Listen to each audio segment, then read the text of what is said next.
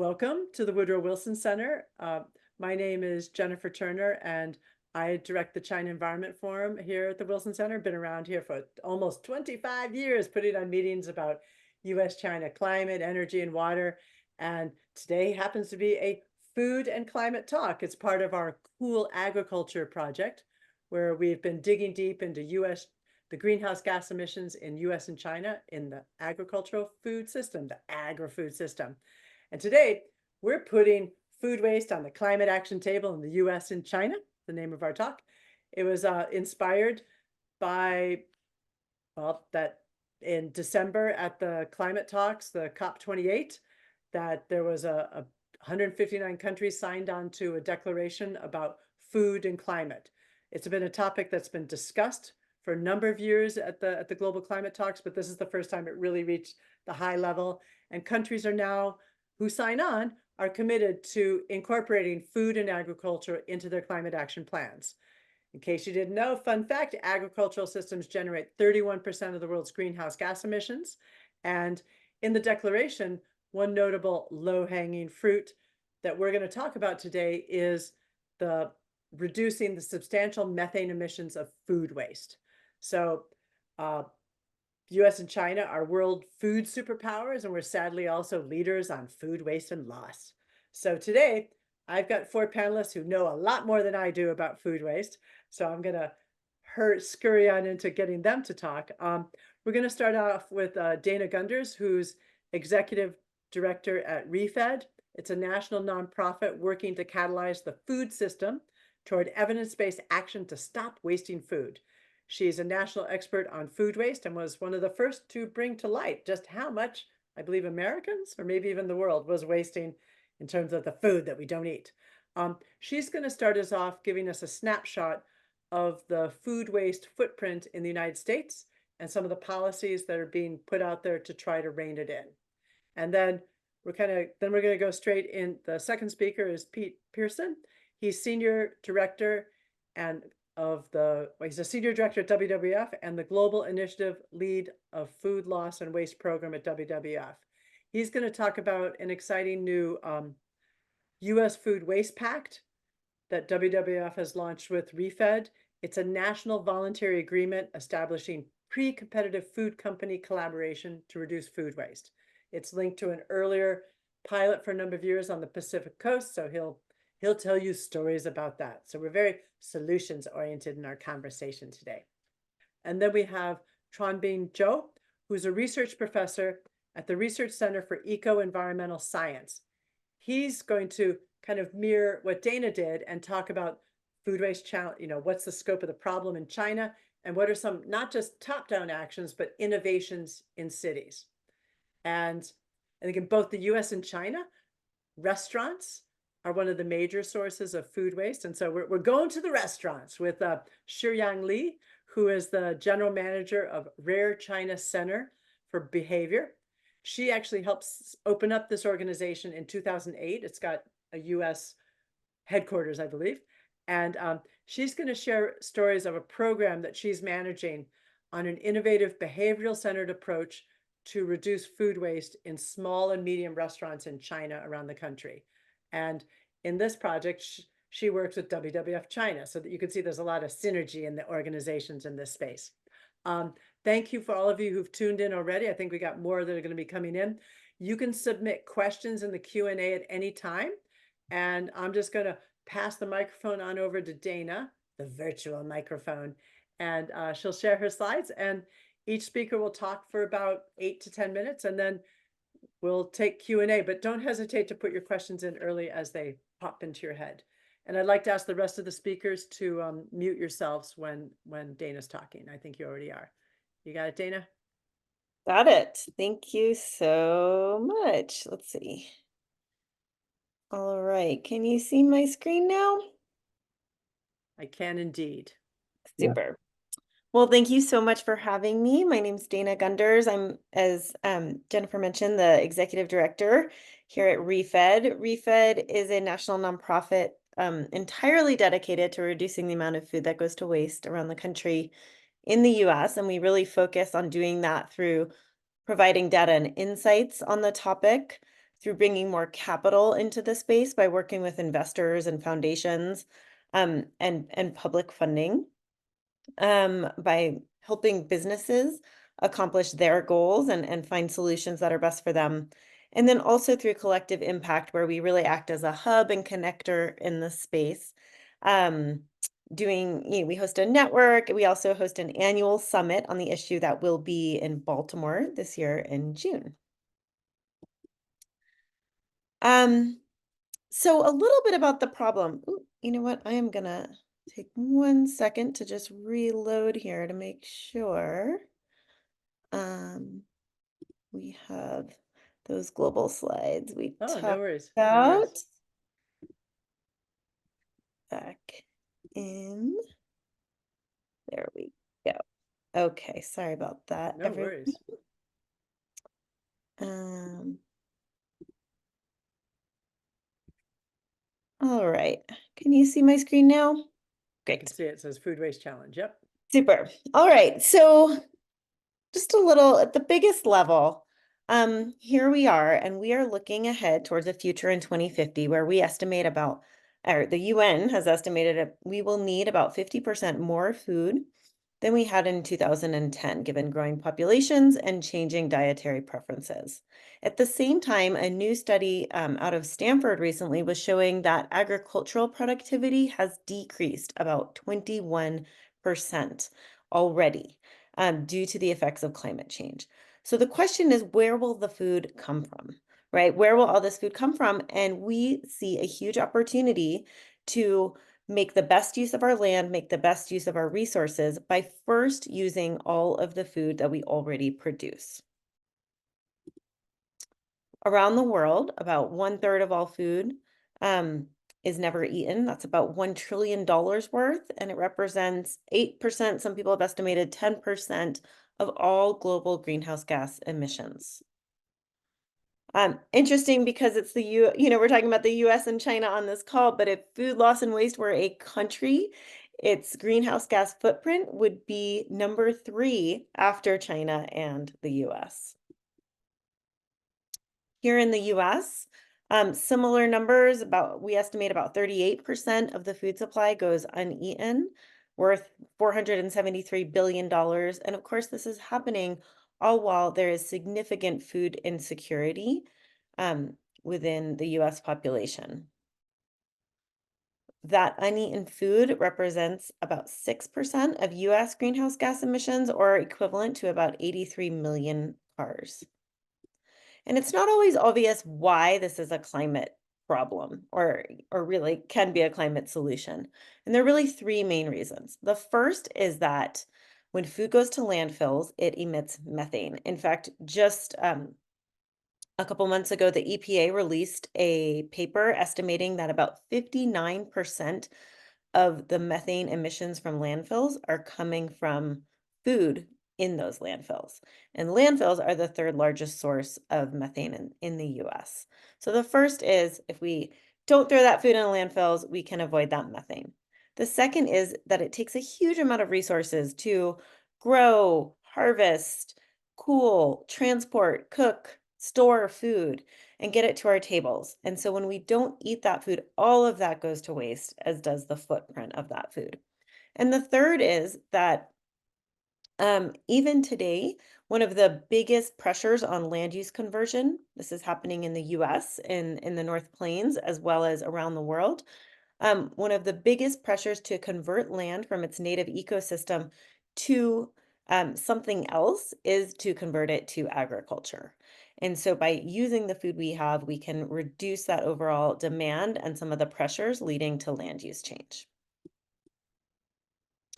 Aside from climate, reducing food waste, the international goal of 50%, if we do that right here in the US, it could reduce land use by about 9%, can reduce threats to biodiversity by 17%, and reduce water use by 11%. So this is more than just a climate issue. In the US, certainly food is going to waste throughout the supply chain for many different reasons. In fact, the biggest chunk is coming from households. You and me, cleaning out our refrigerators, not managing our food well, and throwing food out, on a regular basis throughout the year. However, when you put business together, that is significant as well, as you can see here. One of the things we've done at Refed is analyze what are the solutions to this problem and like how do we do it? It's not hard to convince people this is a problem, but oftentimes people don't really know what to do. So one of the things we've done is taken 42 solutions at this point, and we've analyzed them for how well they work, how much they cost, and what their greenhouse gas um, footprint would be. And so we have a whole analysis. Won't go through it now, but you're welcome to visit that on our website. When we combine all of that, we estimate that we can successfully divert 50% of food away from landfills. And we can do that with an investment of about $18 billion per year. It would achieve a huge amount of benefits, including $78 billion worth of revenue savings, as well as all of the climate, water, and meal benefits, and even significant job creation. You're welcome to visit our website, and you can see that and all sorts of other analysis on a tool we call the Refed Insights Engine. Now to get to policy here in the US. I want to start by just emphasizing that it's complicated, and it's complicated because this issue does not fall easily into one category. There's food policy, there's agriculture policy, there's waste policy, there's climate policy, there's federal jurisdictions and state and local. And so really when you're looking at policy on this topic, you're looking at quite a web of different layers of policy. But to mention a few that we're seeing here. One is organic landfill bans. So that is either restricting or banning food from going to the landfill. We have 9 states that have some sort of restriction on food to their landfill right now. Waste tends to be the jurisdiction for waste tends to be at the state level. So federal policy that restricts food from going to landfills is challenging. But we are seeing more and more states pick this up. We also have tax incentives for food donations. We have them at the federal level as well as several state levels. We also have the states of California and New York that are actually mandating that bigger food businesses do donate their food. On the federal side, we have seen some exciting progress recently. We have seen a significant increase in federal funding coming from some of the laws that have been passed in the last 2 years. We also saw the passage of the Food Donation Improvement Act, which expanded liability protection for food donation. Just at the COP event in December, we saw the State Department announce what they're calling the Low Organic Waste Methane Partnership, a partnership across national and subnational governments to target methane in urban settings, and that is coming from food in landfills. As well as just the commitment in the Sunnyland Agreement between US and China to have methane targets as part of their next climate action plans. And just recently, we saw 3 key agencies within the US, the USDA, the EPA, and the FDA, release a draft national strategy for food loss and waste, and that's the first time that we have seen that. It's still draft, but we're excited to see that coming out. There's also some active federal legislation. Just right now, there is the Zero Food Waste Act that is kind of a comprehensive act with several different components that target food loss and waste. There's the Food Date Labeling Act that is specifically targeting the date labels on food and trying to standardize those. The Reduce Food Loss and Waste Act, which is different from the first one, it's actually specifically trying to create a certification process for businesses. And of course, this year we have the Farm Bill, which has a number of big opportunities to really include support for food loss and waste initiatives within it. There's also many ways that government can impact the private sector. And one of the key ways is through public-private partnerships, as well as outreach through extension offices, et cetera. But it's these public-private partnerships that we've been excited about over on the West Coast that we've been involved with WWF. So I would like to pass it to Pete to tell you more about the private sector initiatives that we have going on right now. And I'll just leave you, if you'd like more information, you're welcome to go find a policy. We have a policy finder on our website at refed.org. But we also, WWF, Refed, and other organizations are part of the Zero Food Waste Coalition, which is becoming more and more active, really working towards progress at the federal and state level within the US. So please visit us there. And with that, I will pass it to Pete. Cool. All right. Thank you, Dana. Hello, everybody. My name is Pete Pearson. I lead WWF's Food Loss and Waste Program, which is part of WWF's overall food and agriculture program globally. Just really quick about us. One of the largest multinational conservation organizations in the world. We have offices in over 80 countries, representing about 100 total. And when we think about the work that we do, I mean, it's so focused on nature. It's focused on preserving biodiversity on the planet. And when we think about issues like food, immediately it doesn't conjure people's thoughts of WWF being involved. But when you look at this, and I think we said this at the top of the call, food and agriculture production is the largest driver of biodiversity loss on the planet. So the two things here really make a lot of sense as to why World Wildlife Fund is focused so much on food and agriculture. And then when you look at inside of that, focusing on loss and waste reduction, again, is just a really natural fit. So it's one of our three major pillars within our food practice and our food strategy. And it's something that right now we have about a little over 20, like I think 21 countries in our network involved in food loss and waste work. And it's on every continent. So it's really exciting to see the progress we're making. And it's exciting to see that the world is finally taking note of this issue, due in large part to people like Dana for really bringing it to the forefront almost over a decade ago. Dana mentioned these public and private sector partnerships and the work that we've been doing in the US to really look at driving momentum. And how do you do that? How do you build momentum on an issue like food loss and waste? Well, one of the first things that happened back in 2005, an organization called WRAP, who is also one of our partners as part of the work that we're doing in the US, they developed something called the Quartile Commitment. And this is one of the first public and private sector partnerships that really started to focus on food waste and food systems.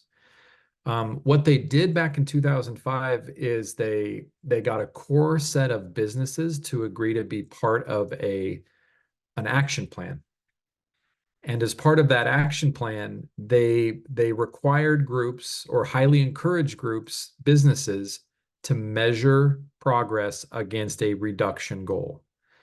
This is pretty monumental because in a lot of cases, businesses still see this kind of data and reporting and transparency as competitive knowledge, right? Usually businesses don't just give this information away on how much food waste they generate. So what WRAP did was revolutionary in a sense. They got businesses to finally start doing this reporting and this goal setting intervention projects. And they did that in conjunction with work at the national level, right? You had government and businesses working together. So fast forward from 2005 to about 2016, 2017, and the West Coast states of the US picked up on this. Washington, Oregon, California, and then Vancouver and British Columbia are part of something called the Pacific Coast Collaborative, which is one of the largest carbon reduction programs in the world. And as part of that carbon reduction, as part of like that future setting towards reducing greenhouse gas emissions 80%, they selected food loss and waste as one of their core programs to meet those goals.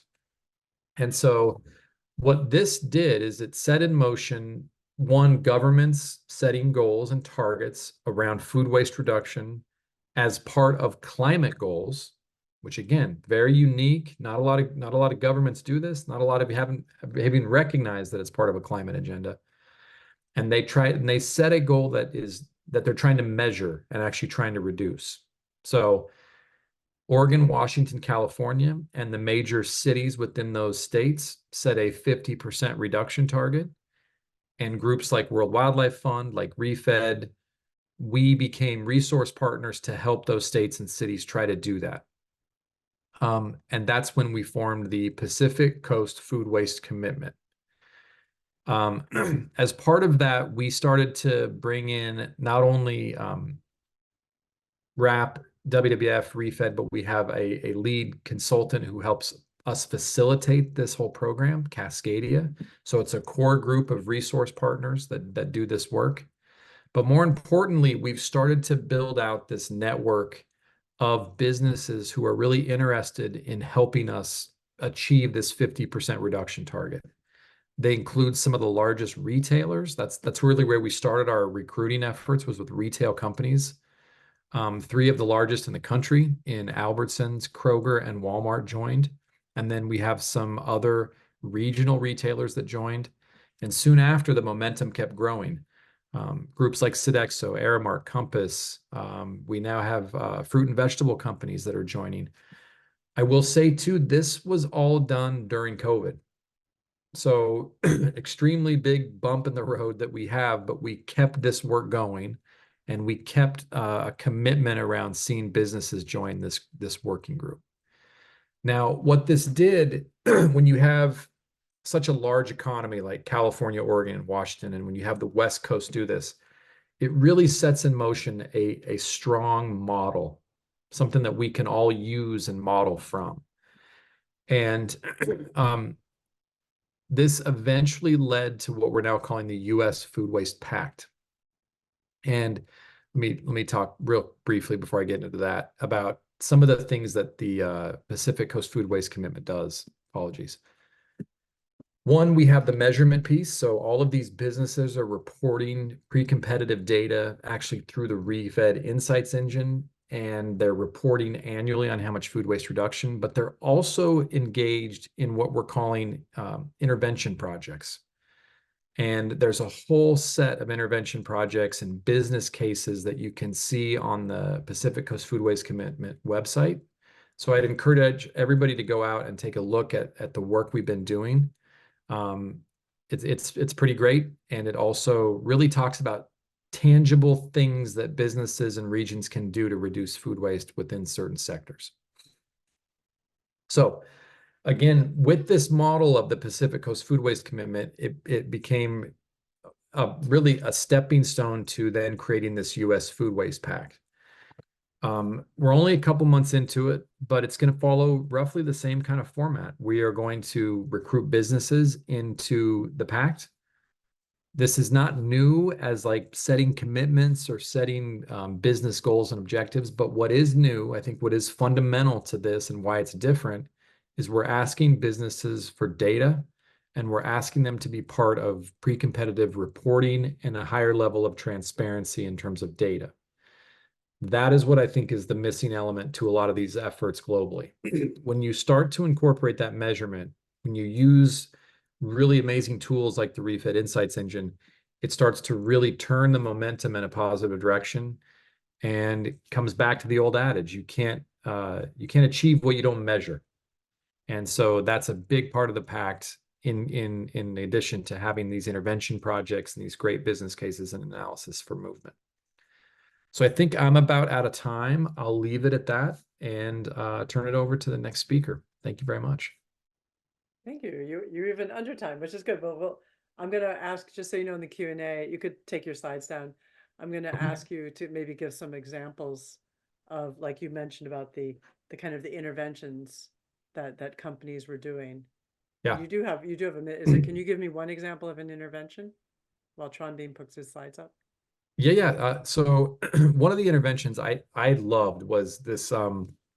We worked with a group called Bob's Red Mill, and they're a flour milling. They're a flour processing company on the West Coast. And what they did is they turned the mirror back on the organization, and they said, okay, there's a high likelihood that the people that know most about how to reduce food waste within our operation are the employees of the organization. They're the ones that see this every day.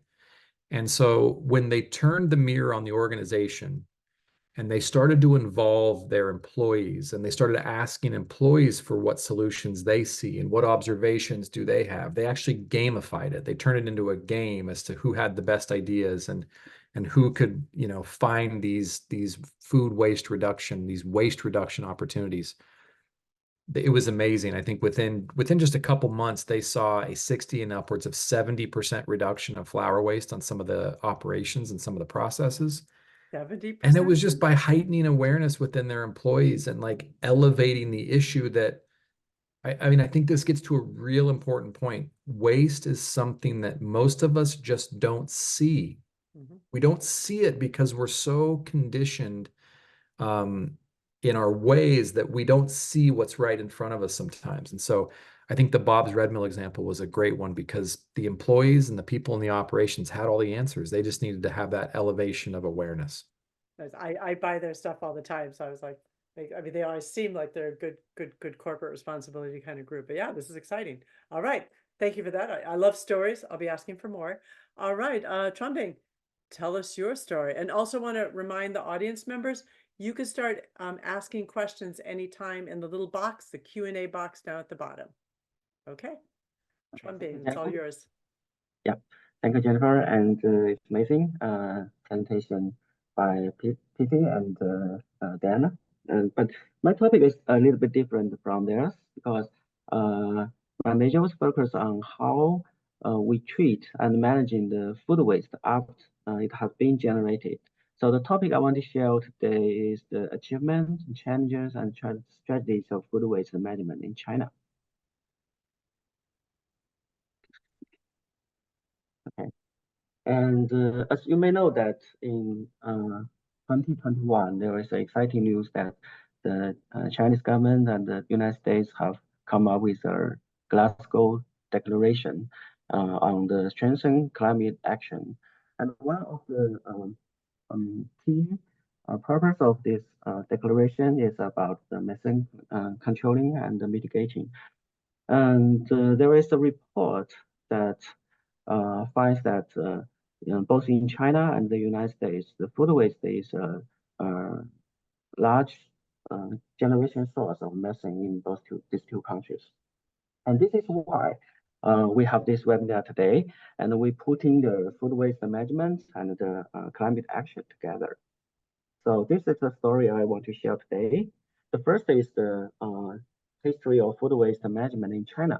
As you may know that China has a very long history of organic waste recycling. About 100 years ago, there is a American people come to China and other Eastern Asia countries, and he wrote a very famous book, Farmers of 40 Centuries. And the question he want to reveal is that how the Eastern Asia people freed their people by very limited farmlands resources. And he found that there was a lot of composting sites, and there are ships for collecting and recycling pieces and other organic waste. In the morning, they sell the fresh vegetables to the cities, and in the evening, and they collecting back the pieces to their farmland. Actually, during the time period of the 60s to 90s, the municipal solid waste composting was very prevails in China. Many cities in China have built their mixed waste composting facilities.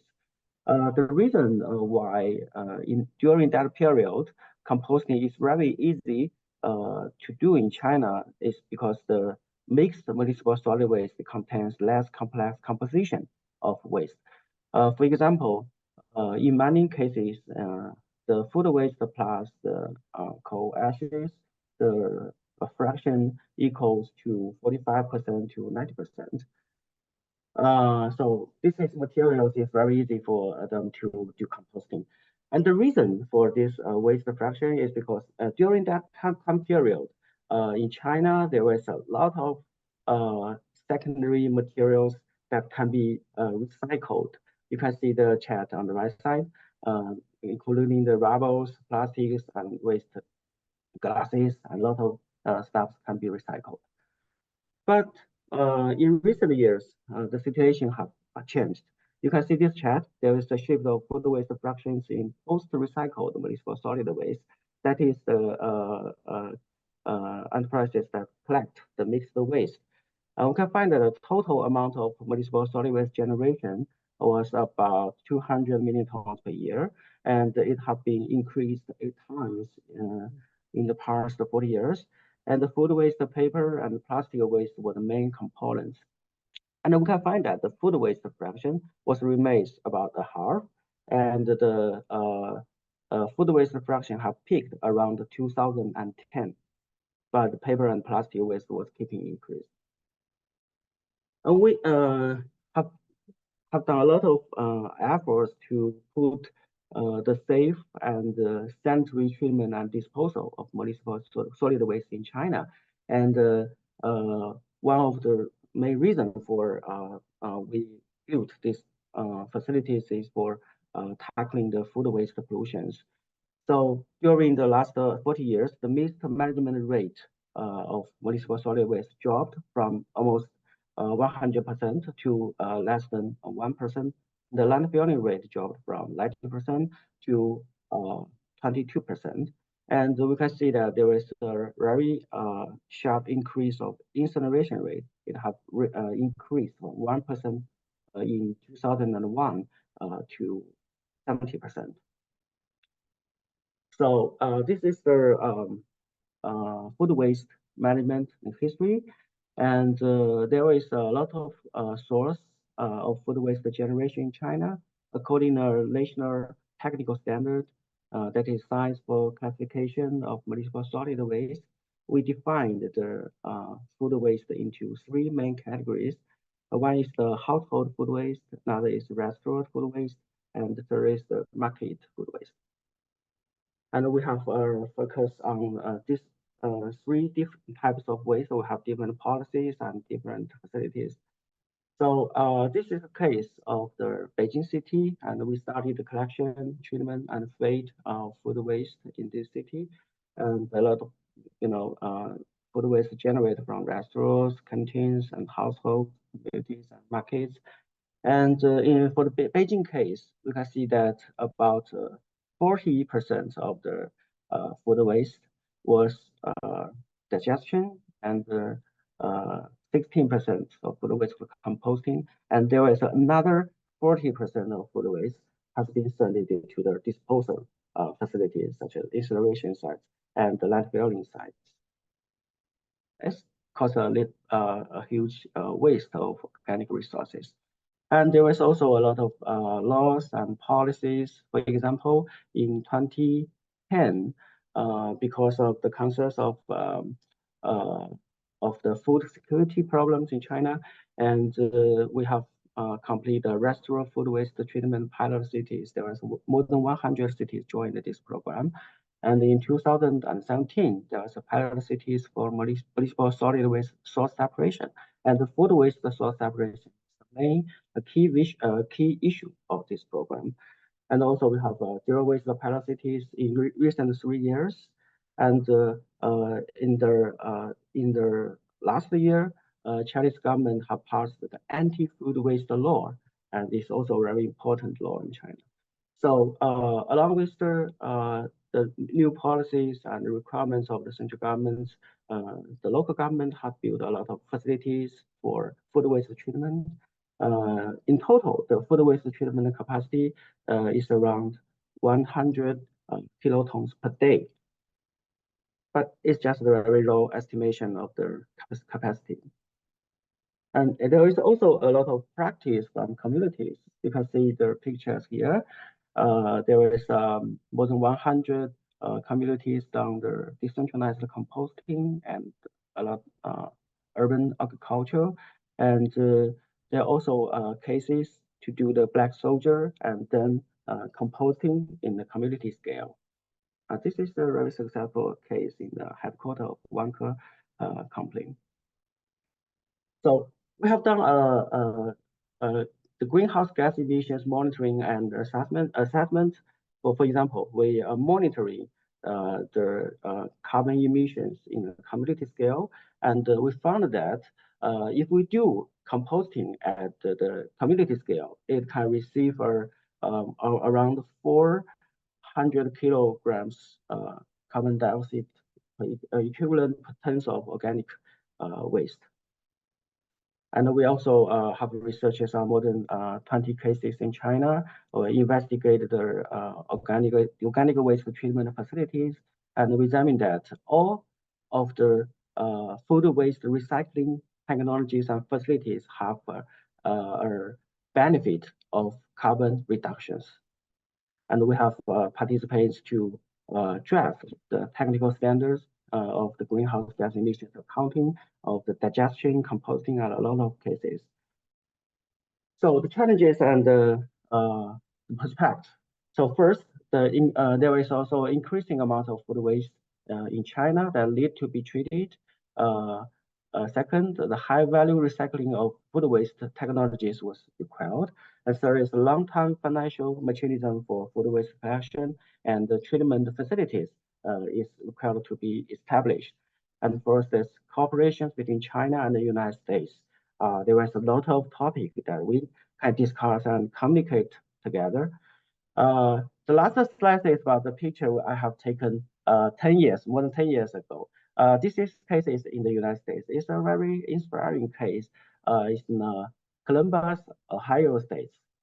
That's the community composting and the urban agriculture in these communities. I have shown these pictures at the end of my presentation many times in China. And a lot of people have interest in this kinds of pattern that we treat the food waste in communities and recycled the nutrients in the communities and to create food for people. So that's all. Thank you. Thank you, Jennifer. Yeah. Well, I want to interject here that Chunbing, you've been working on a composting project with my friend Shuihua, our mutual friend, right? You've been trying to recreate this in China. Yeah. Shuihua has done a lot of projects in China on the community composting. Yeah. So yeah, it's exciting. And I like this. You give us another angle because you may try to reduce food waste, but ultimately some will get into the waste stream. And this is you're trying to figure out how do you stop the GHGs when it gets there. Thank you so much. If you could take down your slides, then we'll zoom on over to, oh, and there she's there. You guys are fast. All right. So Shuyang, you're our closing pitcher for today. I'm a baseball fan. So, and reminding the audience, I already have 2 questions here. You could toss some more questions in, and here you go, Shuyang. The stage is all yours. Thank you. Thank you, Jennifer, for inviting me to join this webinar. And today my topic is behavior-centered solution tackling the food waste in China's restaurant. So first, a little bit about RARE. RARE is a leading behavior change organizations in conservation. And we had run nearly 500 behavior change campaigns in more than 60 countries. We have been tackling the most critical conservation issues like for deforestation, grassland degradation, and some also challenge like food waste and overfishing and sustainable agriculture. On average, RARE's behavior change campaigns increased the behavior adoption by 18 percentage points. And RARE also established the Center for Behavior and the Environment, and we are providing the services for external organizations to build the behavior science into their work. At RARE, we believe that virtually every sustainability challenges has at least one thing in common, because it's caused by the human being. And to solve them, someone somewhere has to start behaving differently. And for food waste is no different to this. And while there have been advances in technology that we can reduce the waste, because such as like a cold chain storage, refrigeration, or waste measurement, but for us to really tackling food waste, we need more than just technology advancement. We also need to look into how people can adjust behaviors to combat these challenges. So now let me share a few insights on how we can use a behavior lens to help the restaurant business in hospitality in China to reduce food waste through a project called Pride Our Plate. And this project is funded by EU Switch Asia and One Planet Foundation, WWF China, and RARE jointly implementing this project. This is a 4-year initiative, and there have several objectives. So the project selected 6 pilot cities. They are in Beijing, Shanghai, Shenzhen, Hangzhou, Sanya, and Kunming. And the project team collaboratively develop behavior intervention solutions. And we will train 350 restaurants in China. And more specifically, the project team will work with 50 restaurants to pilot those interventions. So the project team will provide this one-on-one support to every pilot restaurant and to help them and measure, trace the food waste reduction and also the staff behavior. And also the goal is to help those restaurants to reduce food waste by 10% at least. Last but not least, the project will produce a practical guide for the restaurant that highlights the best practice, tools, and methods curbing food waste.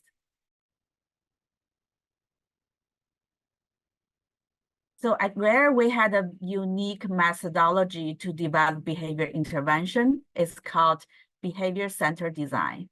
We use this methodology to conduct research to understand behavior motivations and the barrier for the restaurant staff in the Chinese restaurant business. And we build hypotheses and interventions. Let me take an example. From the research data that we conducted from the Chinese restaurant, there is some insights we got.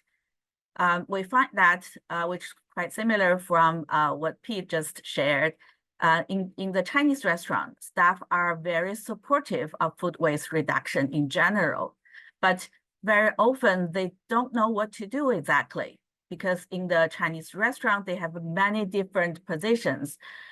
We just summarize about 11 positions. So every position associated with different behaviors. In the most restaurant, if the food waste is spotted, the staff often got penalized. So this creates a lack of staff motivation to report waste. So based on those insights, we developed a hypothesis. The hypothesis is if we empower the restaurant staff to identify solutions, food waste will be reduced. So based on this hypothesis, we developed an intervention to address these challenges. This intervention called Staff Commitment Poster. And we designed a set of posters, stickers, and every sticker has one different actions associated with different roles. So the staff can pick one stickers that they think most relevant to their work and sign their name and post it on the posters. So this tool integrates several behavior principles. First behavior principles is behavior science tells us the human brain don't like too many choices. So we simplify the choices and just ask them to pick one they say most relevant.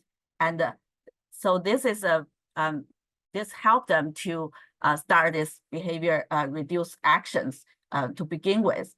The second option, the second principle is the social influence. We find out that people adopt new behaviors if they are noticed. So we ask the staff to sign their name and post on the wall. So this way, everybody wanted to be motivated to share their commitment, and no one want to left behind. The last is the principle is the nudge for action.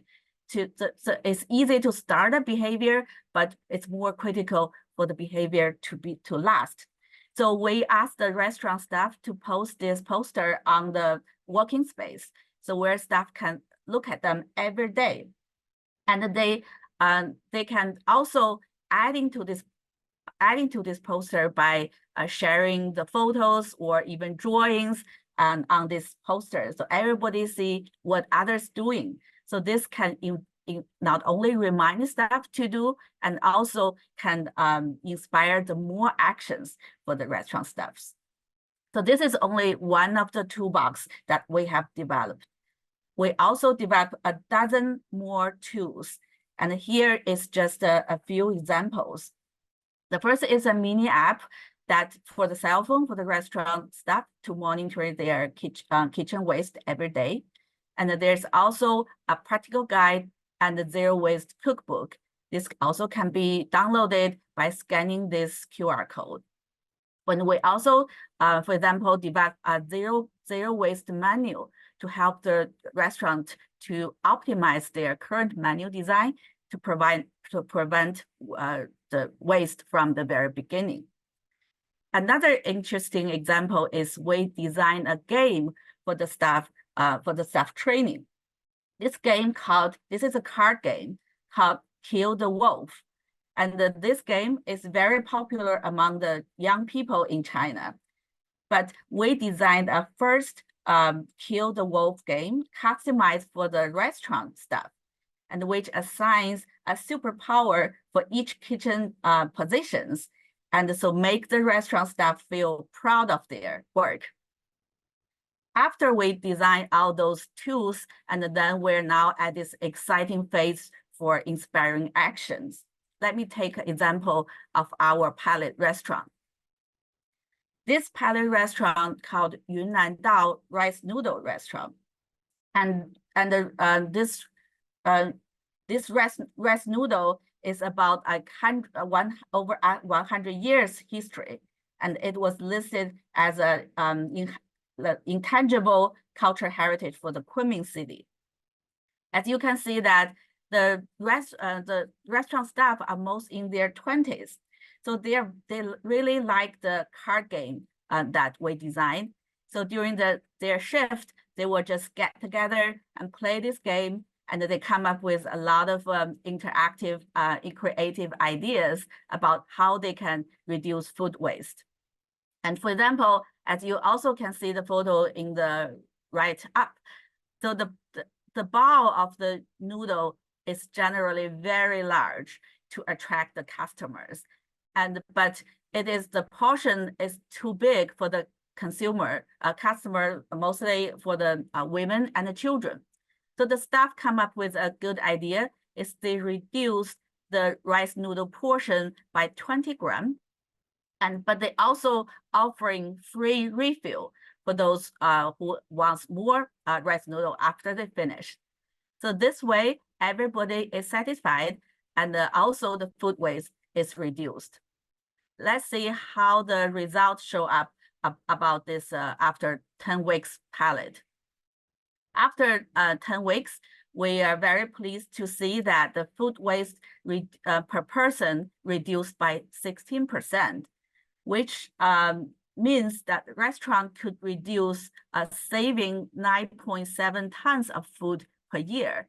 And this also an equivalent of saving 6,083 meals every year.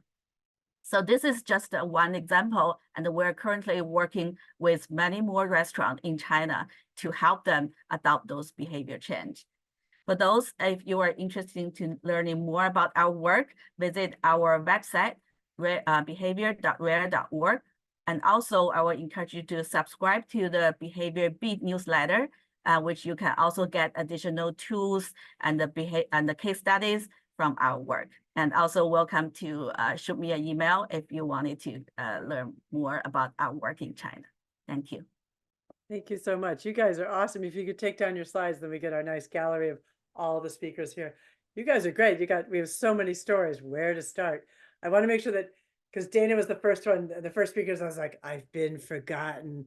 But I'm going to start with a question for you, Dana. You talked about this kind of the tool. You also had a toolkit, like with like 42 policies and actions. Can you give it? We've already gotten a couple examples from Pete and Shuyang and Trombing about actions. Can you pull? Is there some example you'd like to give about kind of an impactful action that companies or communities can take using your tool? Sure. Yeah. Well, using the tool is really just a way to sort of communicate how well things are working. So it's just a way to get information, but maybe a couple of the solutions on there to call out that we're seeing spread really quickly and therefore assume are quite successful.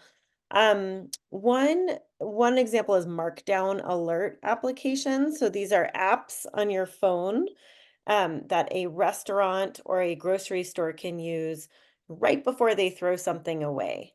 It's still good to eat. They would sell it, but they're closing for the night, and they can list those on the app. And then it'll go out to a lot of people, and the people with the app can get those that food at a deep discount. And I love that one because it really is, in a lot of cases, food that is literally about to get thrown away. And it's kind of a win-win because people, get it for less money. The store or the restaurant gets to earn some income from it. So that would be one example. Another is the use of artificial intelligence to predict demand a little bit better. And so we've seen that. I think Pete had it up on the screen there for a minute. We did some case studies that showed that in the grocery store context, those types of software products are working really well, about 15% reduction in food waste in the categories where they're being used. But we're also seeing that extend to restaurants as well to help predict how many customers will come in on a rainy night or a not rainy night, and kind of use factors that maybe the restaurant doesn't typically use to help them predict well. So there are a couple examples. Yeah. Hey, Pete, do you want to toss in? I'm just going to go around. Do you want to toss in a couple examples of some other kind of cool innovations on the ground with the companies? I like the AI thing.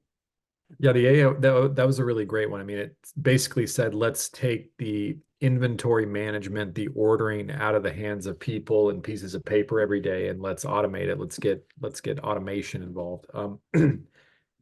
It's not super sexy, but I think one of the biggest ones is when you just simply take food out of the trash and you are able to quantify it, you see it, and you separate it. I mean, we found that as an intervention by itself is really powerful. We work pretty extensively with the hospitality industry, even dating back to like 2017. And just the act of separating out food waste from the trash, putting a measurement on it, and having employees be able to see that food waste generation got everybody's brains thinking, how do we start reducing it? And that's even in cases where they didn't have a composting or maybe landfill diversion yet. I do want to echo though, some of the things around employee engagement I think are really important here and really key. And so again, just that act of measurement and separation I think is a big thing. That's great. I remember when I met Shuyang came to my office a few months back, and you also showed us some pictures where they had a scale where employees were weighing things. And yeah, I mean, just it wakes you up to it. And I also liked on Shuyang, you talked about there's like a zero waste menu. Makes me think of that we actually in DC we have a restaurant called Teaism, and oh gosh, what do they call it? They have a little section of their menu where they have little side dishes that they make of parts of veggies that we'd normally throw away. So like the ends of the cabbage, but they make it really tasty. It's always called trash trash treasures. And and I thought that was also a really kind of, it educates me. Because I have to be honest, when I'm home, I'm like, I cut that out and throw it away. I'm like, wait, I could actually eat that. And so now I eat those, I just clean it. You have to scrub a little more because it's got the dirt. But I mean, I think that's also been part of, I mean, the object of you guys, I think that a lot of you are working with companies, and that, the companies take action, but then that kind of bleeds education to the people, right? Yeah. What are some, Shiryang, do you have another, well, maybe changing a little bit, this approach that you're doing in China, working with the restaurants, this is a very new thing. How's the feedback been? I mean, is it all love and roses, or do they push back hard and don't like you sometimes? Sure. It's something very interesting. Like, we have been talking a lot to the restaurant, and I would understand that they mostly manage stuff using money. They think money is the most powerful tools they can use. They either penalize by adding fines, or they give the bonus. But sometimes they find even this, it doesn't work. And the restaurant staff in China nowadays doesn't really, if they are not happy, they just quit. And so the restaurant staff will feel really suffering about how they can manage stuff.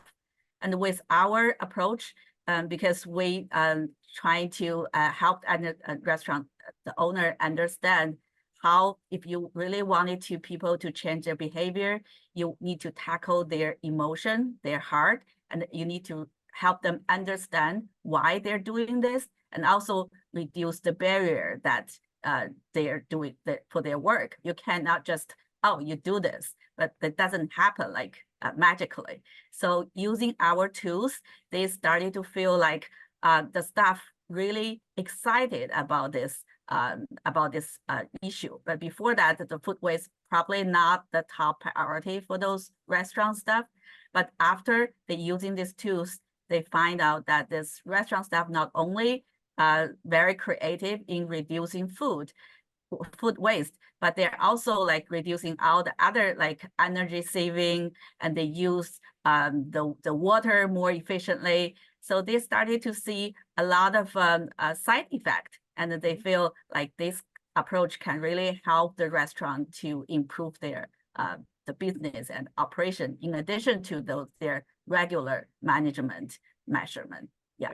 I mean, I'm guessing in China, just like in the United States, that restaurants, their profit margin is very narrow, right? And so if you start saying, I mean, food waste it's a no-brainer. Chanbing, I don't want you to feel left out in the cold here.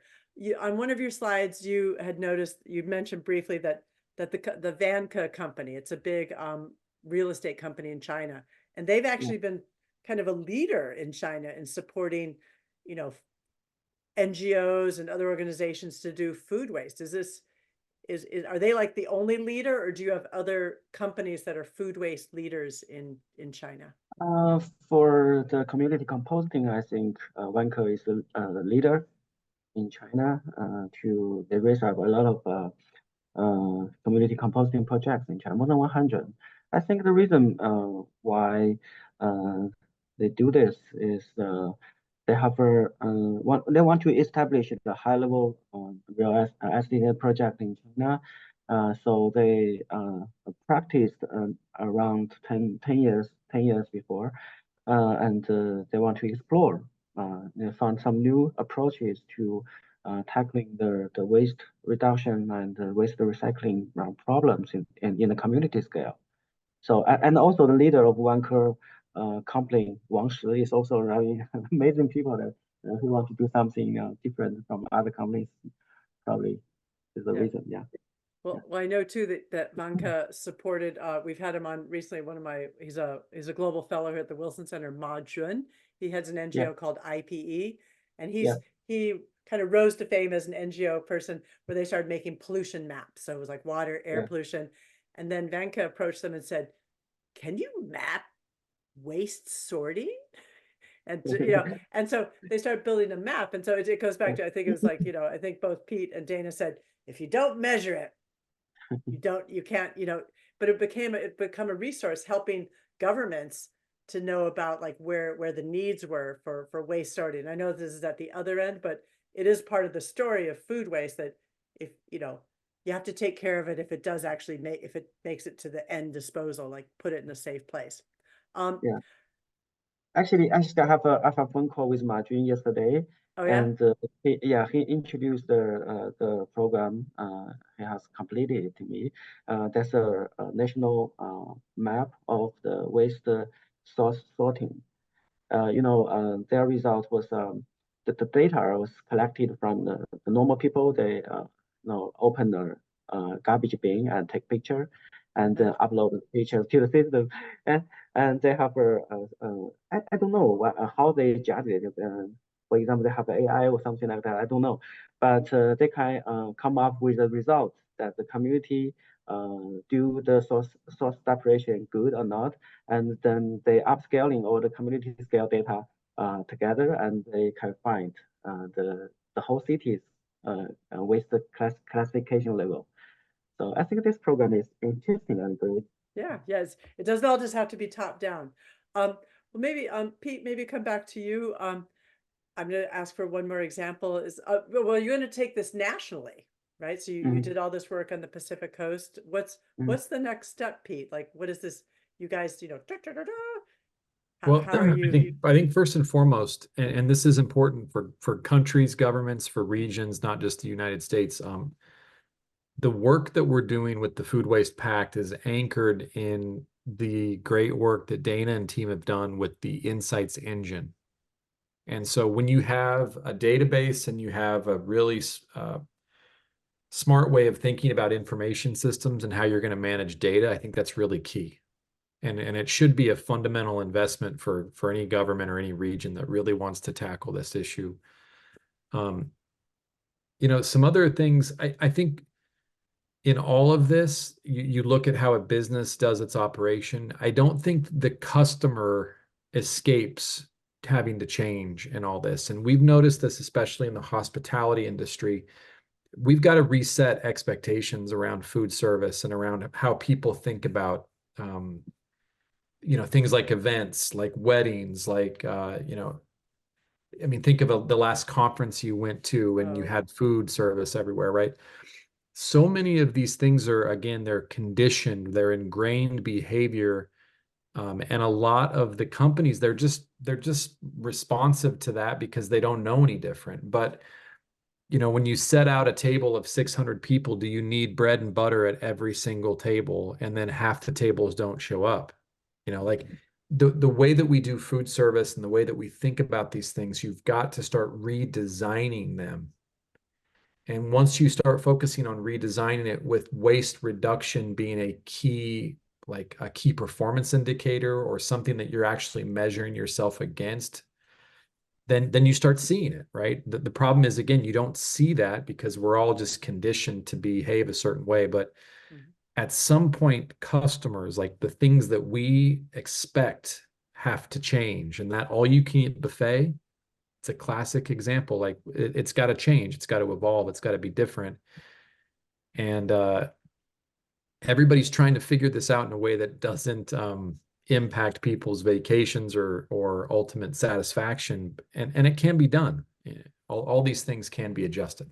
Well, I mean, I liked, Shuyang's example is like, if you're still hungry, you can go back and get some more. Yeah.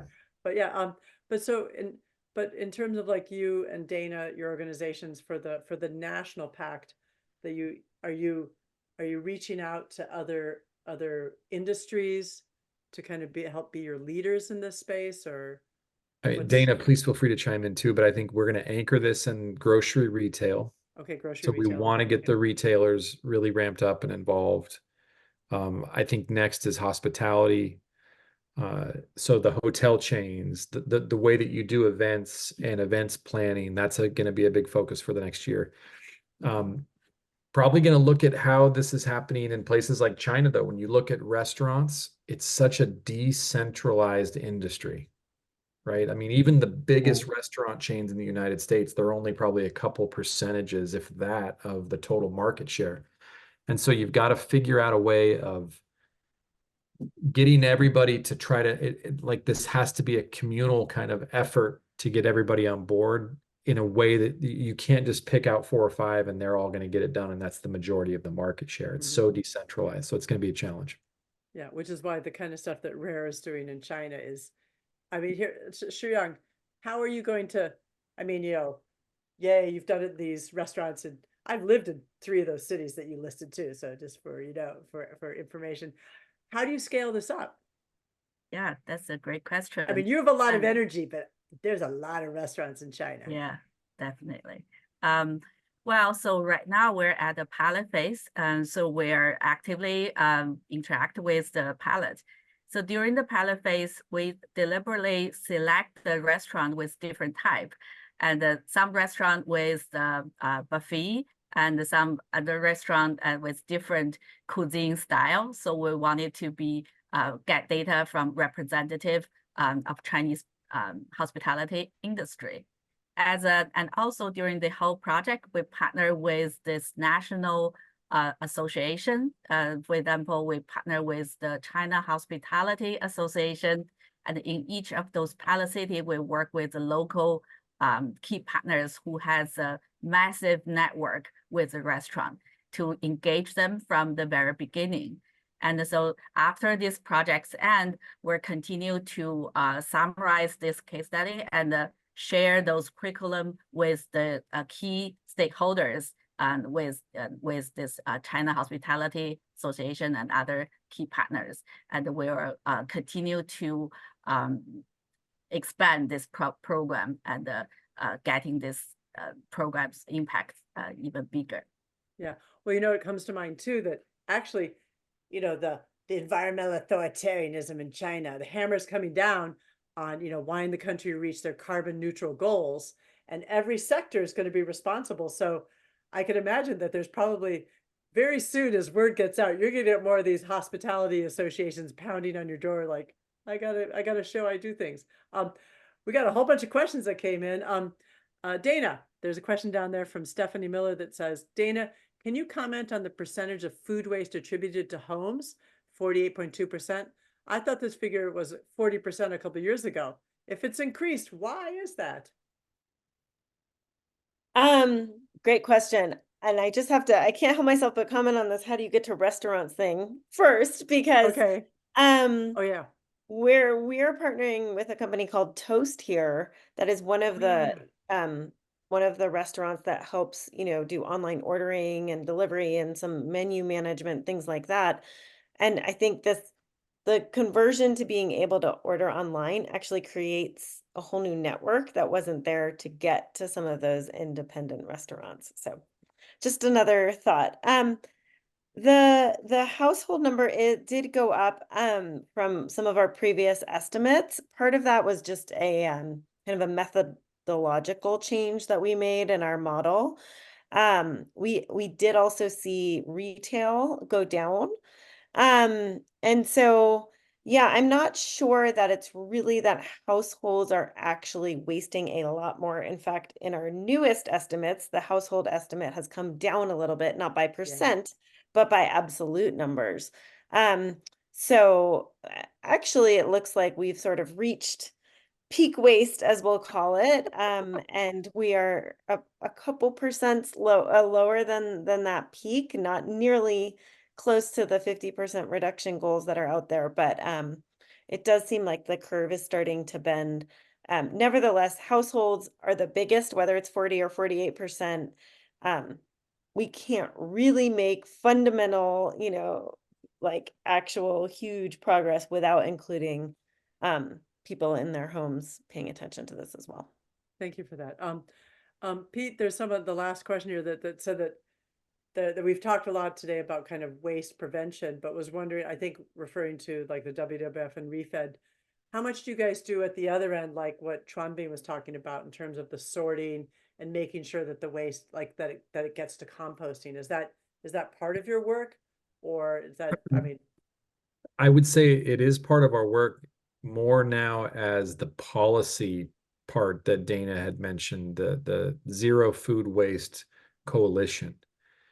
And that policy coalition if you're going to make landfill diversion happen, you have to do it down at regional level. It's like state and city municipality level.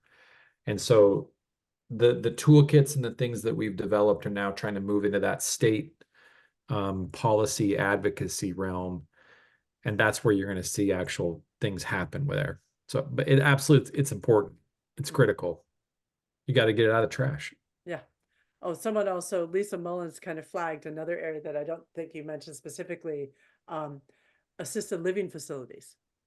Yeah, there's actually some people that we've worked with in the hospitality industry who have since like joined assisted living, and they've said it's a huge opportunity. Yeah. Huge opportunity. I mean, because also with, the baby boomers getting older, I mean, even my town here in Kensington, we have so many assisted living facilities going up, and I hadn't even thought of that. Thank you, Lisa, for flagging that. Yeah. There's companies like Sodexo, I think, are going to be great models because Sodexo works at corporate campuses and a university. They work in hospitals, they work in schools. And so those companies, Sodexo, Compass, Aramark, they're going to be great sources of information in the future. And they are now. And so one thing that there's one question up here about how we've talked a lot about, seems like we're talking a lot about cities and businesses in cities, but what about rural areas? I don't know, Tronbin, have you done any kind of your work, any of the data looking at, or there is no data on rural waste, food waste? Yeah, we don't have the national level data on rural areas, especially in the area of food waste. But there is a lot of practice in rural areas on the food waste management. Normally in rural area, food waste was treated with feces and other organic waste, and also including agricultural residues together, composting, digestion, and also other technologies have applied in China's rural areas. But I guess because I don't have the number. The recycling rate of food waste in rural areas is high. But another story is that in China, they breed some animals in their courtyard, so such as pigs, and Oh yeah. this is also the fed their own animals in their households. So that is a good, I mean, food gets fed to someone, and feeding the pigs Yeah, I is, think is a so. good strategy.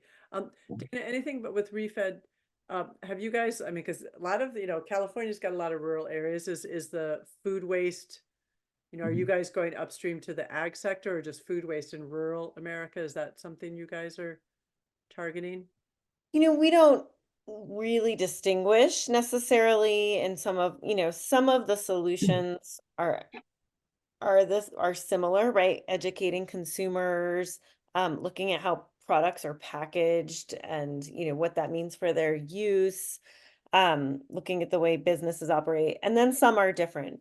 Food donations, for instance, are much more complicated in rural settings, and so solutions like can you use the trucks delivering the food to bring back the food that's ready for donation so that you don't have to send a different truck, and can you collect all those donations at one distribution center, or can you do something on site instead, right? So it never leaves, and people can pick up their donated food and then go buy the rest of what they need or something like that. Yeah. So yeah, I mean, it absolutely, I think the focus when you get to the waste management side of things tends to be urban, simply just for the volume that happens there. But it's not, I think there are a lot of rural development opportunities. The other thing is, a lot of agriculture is happening in rural areas. So what you find is you might have, a rural area in California that is inundated with lettuce at their food bank, or in the area because there's just so much extra lettuce, right? But they Yeah. can't possibly eat anymore. And what you see is food banks trading because they have different Oh, I like that. abundances. So, you'll see the lettuce getting sent over to where all the peaches are and the peaches getting sent back to the lettuce. But nevertheless, I think the hub and spoke concept, like, it does make all of this more difficult in the rural setting. And the one thing we're seeing that the other thing we're seeing that can get over that is some of these online models, right? Sending food, these boxes you can order that get sent via the mail. Now there's a company that will pick up your compost, it has this machine, and if you dry your compost with the machine, they'll pick it up by the mail and you can send it back to them. And actually they don't compost it, they create poultry feed from it. So Nice. I think some of these more online solutions are at least extending some of the options to rural areas. Well, it's great. I actually think you guys are a wealth of information, but we have hit up on our time. I want to be, some of us are staying up later. The East Coast people are the tough ones here tonight, right, Pete? It's not too late. But yeah, but I want to thank you guys very much for your talks today. I know I'm going to be having more conversations around food waste because I feel, well, I guess the one thing I didn't really say, just real quick round robin, is this an area where the US and China can cooperate? Do you see, I mean, in your work, like with WWF and ReFed, do you guys see this as, like, is your model of the food pact, do you think this is something that you can go to China or elsewhere? Maybe not the food pact itself. I mean, there's definitely things to leverage from it. And I think there's a lot that we can learn from China as well. I know our teams get along really, really amazingly, and we've been working together for 6+ years on this. And it should be an area of strength between our two countries. I mean, we're talking about a lot of people that get fed every day in both countries. And if China and the US and India, if they're not setting an example for the world, then I mean, this is one of those issues we can solve, and we need to get everybody on board with solving it. And as far as I thought hard, there appears to be no geostrategic competition around food waste, right? We don't have to argue about food waste. Shuryang, anything you want to say about, because you straddle both, you've been in the States, and do you think that there's also ways that we could learn? Sure. That we could learn from Definitely China? the behavior interventions, maybe not the intervention itself because it's customized for the Chinese culture, but the behavior solutions and how empower the restaurant business staff to take more ownership. This is definitely something that we can do that better in both in China and the US. Well, I love that both of you talked about gamifying the education. I mean, you're like, this is awesome. Trumbing, any optimism on your side for US-China cooperation? Where? Yeah, I think one of the there are two fields that we need cooperation. One is the community culture of urban agriculture. You know that as I showed the case in Ohio, this is the community culture from the people was not as good as the United States.